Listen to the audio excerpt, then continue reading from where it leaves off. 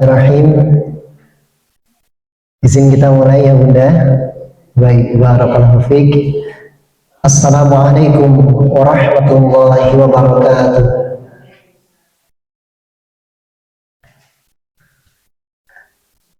Alhamdulillahil karimir rahman. 'allamal Qur'an, khalaqal insana 'allamahul bayan. Nasyhadu an la ilaha illallah wahdahu la syarika lah wa nasyhadu anna Muhammadan 'abduhu wa rasuluh. Allahumma shalli wa sallim ala Muhammad wa ala alihi wa ashabihi ajma'in. Subhanaka la ilma lana illa ma 'allamtana innaka antal alimul hakim. Allahumma anfa'na bima 'allamtana wa 'allimna ma yanfa'una wa zidna 'ilma. Wa ba'du. Qala Allah ta'ala fil Qur'anil Karim, a'udzu billahi minasy syaithanir rajim. Wa rattilil Qur'ana tartila. Wa qala aidan وَلَقَدْ يَسَّرْنَا الْقُرْآنَ لِلذِّكْرِ فَهَلْ مِن مُّدَّكِرٍ. وقال رسول الله صلى الله عليه وسلم إن الله تعالى يرفع بهذا الكتاب أقواما ويدع به آخرين. Alhamdulillah, segala puji bagi Allah yang hingga detik ini Allah Subhanahu wa taala makin menguatkan semangat kita untuk membersamai mendidik putra-putri kita dengan terus belajar. Yang semoga kegigihan kita untuk terus belajar semakin memantaskan diri kita untuk dipilih menjadi guru terbaik buat putra-putri kita. Allahumma amin. Hingga mereka bertumbuh menjadi pribadi yang salih salihah. Allahumma amin. Dan bertumbuh hingga menjadi pribadi yang muslih muslihah, bermanfaat bagi orang di sekitarnya termasuk keluarganya, wabil khusus orang tuanya, dan hingga bertumbuh menjadi pribadi yang bermanfaat bagi orang banyak, hingga bermanfaat lintas zaman. Allahumma amin. Salam salawat tercurah kepada Nabi kita tercinta Nabi Muhammad sallallahu alaihi wasallam, keluarga, sahabat dan para pengikutnya. Bunda, baik yang hadir secara offline maupun online melalui streaming Instagram, alhamdulillah kita sudah memasuki pertemuan yang ketiga untuk batch 2 ya. Dan pada kesempatan kali ini kita akan detilkan ya, salah satu metode membaca Al-Quran di Quran metode Ali di level 1, yaitu pratilawah. Satu metode untuk membantu kita sebagai pendidik ya, bisa menjadi wasilah balita khatam Quran gitu ya. Jadi ini Masya Allah, balita bisa baca tajwid tanpa harus menghafal ilmu tajwid. Bahkan metode ini dengan izin Allah dan kemudahan dan kebesaran Allah Subhanahu wa taala dirancang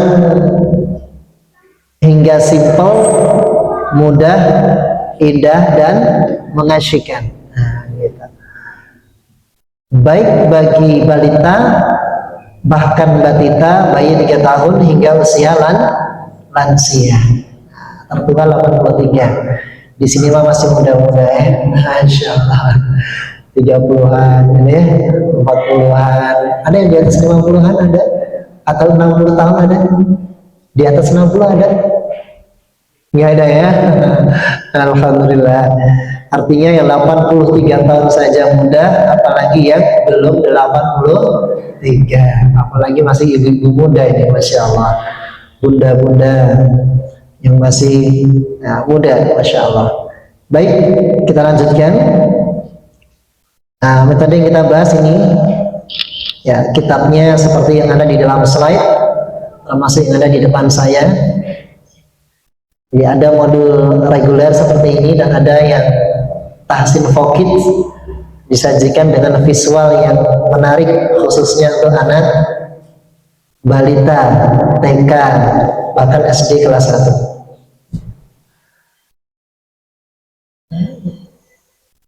Ya. Jadi metode yang bermanfaat bagi usia balita hingga usia lansia. Ya. Di awal kita akan kuatkan fundamental ya, yang butuh kita jaga, kita standarkan dalam keluarga kita. Yang tiga ini nanti akan menjadi salah satu 3 kunci sukses kegiatan belajar mengajar Al-Quran. Apa 3 kunci itu yang nanti akan kita standarkan baik pada kita, pada suami kita, ya, pada anak-anak kita. Nah, 3 hal itu yang nanti kita standarkan. Yang pertama adalah standar dengan bacaan dengan sanad yang sahih. Artinya semangat untuk menstandarkan bacaan. Nah, ulangi sama-sama, semangat untuk menstandarkan bacaan. Nah, jadi kenapa demikian? Karena Rasulullah SAW itu mengajarkan ragam bacaan yang begitu banyak yang ia pelajari melalui gurunya malaikat Jibril alaihissalam. Tidak hanya 1, 2, 10 bacaan, bahkan ribuan bacaan. Maka kita seragamkan. Bunda pakai yang mana, ya, ayah pakai yang mana, kan gitu. Ya, maka harus disamakan. Nanti satu saat ketika bunda yang biasa nyimak uzur syar'i, ada halangan misalnya sakit, tidak bisa menyimak, atau ada sesuatu yang tidak bisa ditinggal, maka ketika ayah menggantikan, maka ayah mengajarkan dengan standar bacaan yang sama. Kalau beda, yang bingung siapa? Anaknya. Satunya bundanya nyontohin begini, so, nah gitu kan, bibirnya kagak bergerak, kagak maju, so, nah, tapi ayahnya ngajarin beda, so, nah pakai bibir monyong, ya. Yang bingung siapa? Iya, mana nih yang benar? Ya, oke, paham ya? Oke. Nah, bacaan yang bagaimana yang perlu distandarkan? Bacaan yang tartil. Nah, bacaan yang tartil itulah yang kemudian Allah SWT mewajibkan tuntas pada setiap individu muslimin dan muslimah. Ya. Ya, sebagaimana perintah Allah SWT di dalam surah Al-Muzammil, ya, a'udzu billahi minasyaitonir rajim, cuplikannya, wa rattilil qur'ana tartila, dan bacalah Al-Qur'an dengan tartil. Artinya standar bacaan yang kita kejar adalah tartil. Nah, gitu. Ini sudah jumhur ulama qurra bersepakat baca Quran dengan tartil itu fardu ain. Lalu Lalu pertanyaannya, kalau standarnya tartil, apa itu tartil? Gitu kan? Gimana? Ya, kira-kira apa Bunda? Yang akan menjawab boleh silakan. Bagaimana Bunda? Apa itu tartil? Gimana? Nggak apa-apa, tidak ada yang salah. Ayo, yang interaktif. Monggo silakan. Apa itu tartil? Apa ya? Tartil ada yang mengartikan bacaan dengan suara yang indah, nah, gitu. Jadi kalau fales itu belum tartil, ya gitu. Lalu apakah seperti itu makna tartil sehingga kemudian anak-anak masih TK diajari melakukan Al-Quran, gitu ya, supaya tartil? Apakah tartil itu seperti itu? Ya kan? Kita lihat artinya dari para ulama nih. Tartil adalah tajwidul huruf wa ma'rifatul huruf wa dibatidah. Nah, tajwidul huruf artinya ya, membaca Al-Quran sesuai kaidah tajwid, sesuai dengan contoh Nabi Muhammad Sallallahu Alaihi Wasallam. Atau simpelnya begini, fasih baca. Ulangi sama-sama. Iya, fasih baca. Nah, itu dia. Namun fasih saja belum cukup. Tartil selain fasih juga wa ma'rifatul huruf wa dibatidah, tepat berhenti dan mengulang. Nah, jadi tepat berhenti dan mengulang. Artinya bagaimana? Ketika di satu ayat panjang tidak ada waqaf, tanda berhenti, nafas kita habis. Nah, pernah mengalami Bunda? Iya, sering Ustaz. Maka berhentinya tepat, dan ketika diulang harus mengulang juga tepat. Apakah harus diulang ataukah melanjutkan, itu harus tepat. Nggak boleh pakai jurus kronologi atau apa, kiro-kiro ketoke pas gini-gini. Itu nggak boleh, harus pasti pas, gitu ya. Ya, jadi harus tepat ya. Oke. Nah, gimana nih Ustadz cara simpel untuk fasih baca dan akurat, tepat berhenti dan mengulang walau belum bisa bahasa Arab? Nah, ada nanti solusinya ya. Sekarang di tartil begitu, terlepas apakah dia bisa melakukan dengan suara yang indah atau tidak bisa. Sudah disebut tartil jika fasih baca, ulangi, sudah tartil jika fasih baca, tepat berhenti dan mengulang. Gitu aja. Mau pakai lagu yang indah atau biasa-biasa saja, sesuai dengan pita suara kita. Nah, maka itu yang difarduainkan, dan ini terkait praktek, bukan teorinya. Kalau teori tajwid, menuntaskan teori tajwid itu fardu kifayah.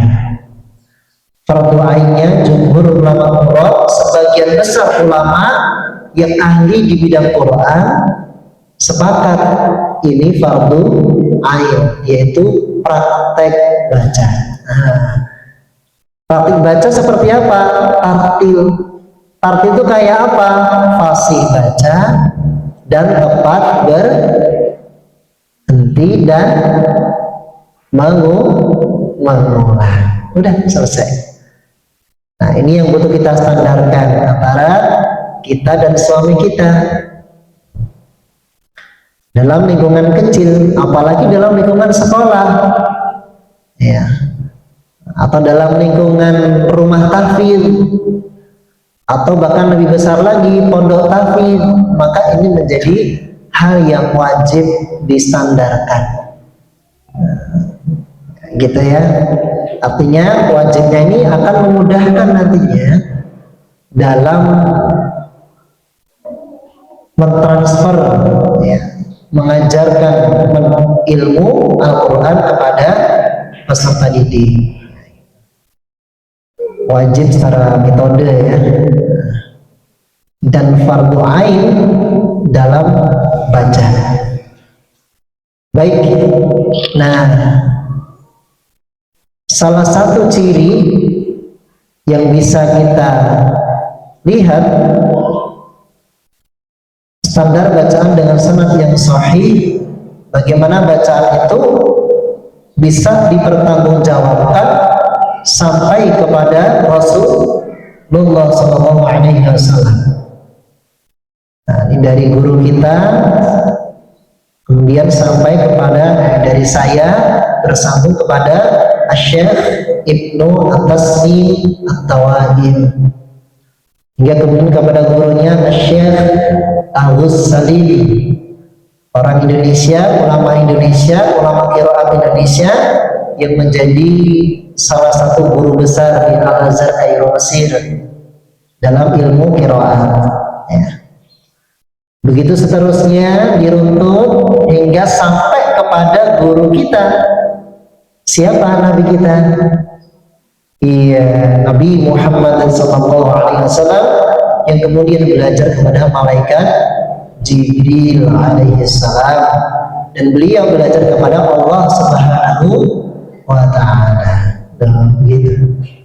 Di bacaannya A, yaitu ucapan lafadznya itu bersambung dari kitab sampai kepada Nabi Sallallahu Alaihi Wasallam. Bahkan Allah Subhanahu Wa Taala yang mendesain suara Al-Quran. Ini guru-guru kita nih, ya. Ini guru di zaman sahabat, ini guru di zaman tabi'in, ya, di generasi setelahnya, hingga sampailah kepada guru kita. Oke, nah, bacaan yang kita pakai dan kita standarkan dalam Quran metode Ali, termasuk dalam kajian Bunda Ustadzatu, itu adalah satu di antara ribuan bacaan yang itu sangat mudah, nah, sangat simple lagi mudah. Apa itu? Kalau selama ini Bunda pakai yang mana nih? Yang diajarkan Bunda Restu, ya, Ustadzah Restu. Iya, sudah bukti, ya, Masya Allah, terbaik, ya. Iya, pokoknya dulu guru ngaji saya ngajari begitu, Ustaz. Gitu. Ya, ini coba kita lihat nih. Kalau di Indonesia, bahkan hampir sebagian besar di dunia itu memakai jenis bacaan yang ini. Itu yang paling mudah. Oke, kita ikuti, ya. Biriwayatin, coba tirukan, biriwayatin. Oke, yang lain bisa mengikuti. Biriwayatin, ya, lihat hafs, hafs, ya, Masya Allah. Jadi saya ulangi, riwayat hafs, ya, ulangi, riwayat apa? Oke, baik. An Asim, ya, an Asim, Artinya dari Imam Asim, dari Imam siapa? Nah, bukan Asim ya, Asim. Iya betul, Masya Allah, terbaik. Min tori, min, tori, ya tori itu jalur. Min tori Syatibiyah,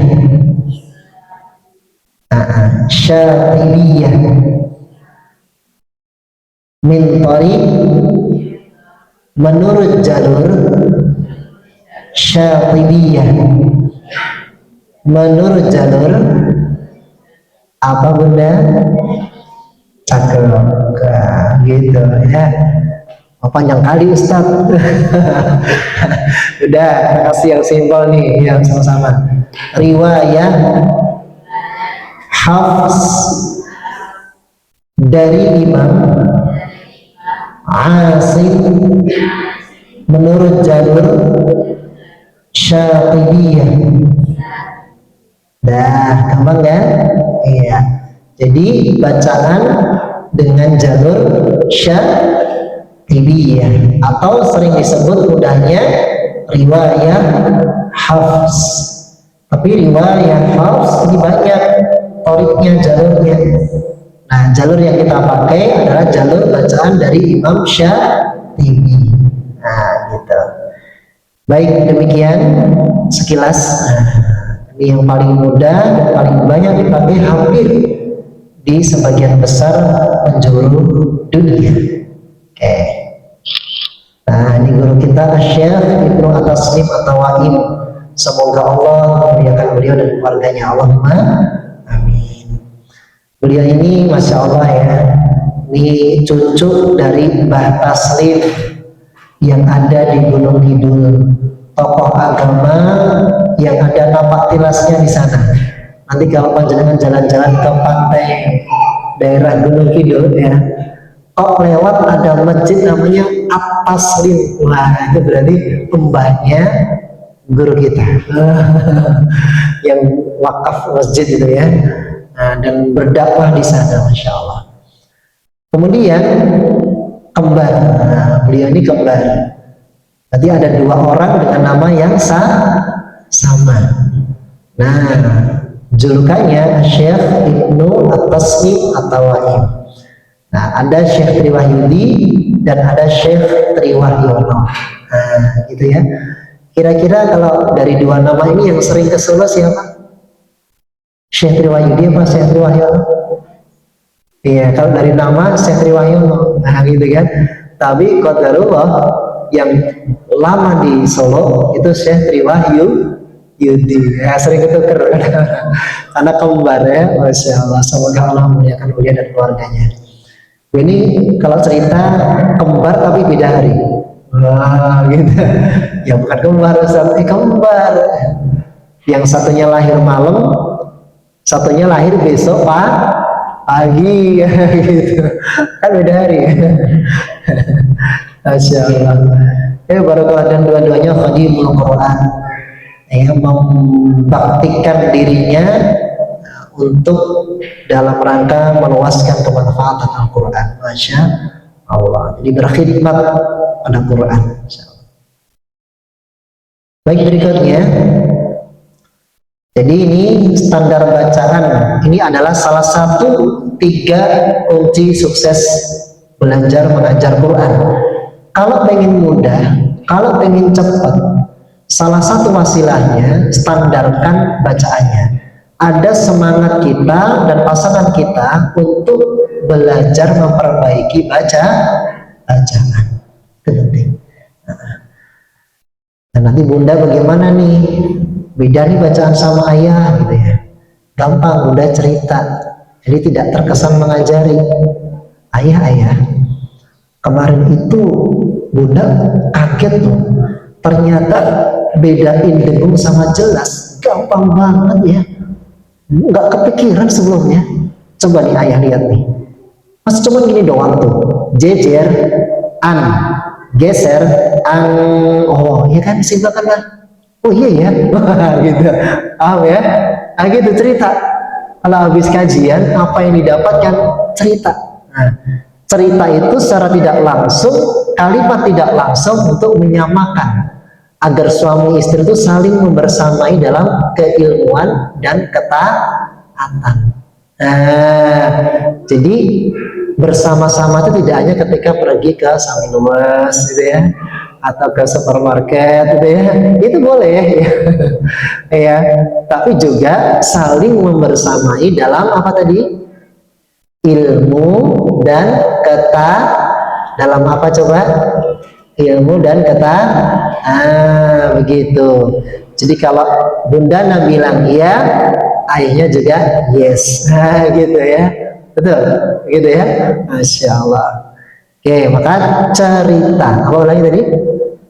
Iya, tidak terasa, menasihati tapi tanpa menggurui. Gitu kan, kalau suami menggurui istri biasa kan, pemimpin kan, gitu. Sudah sepantasnya suami mendidik istri.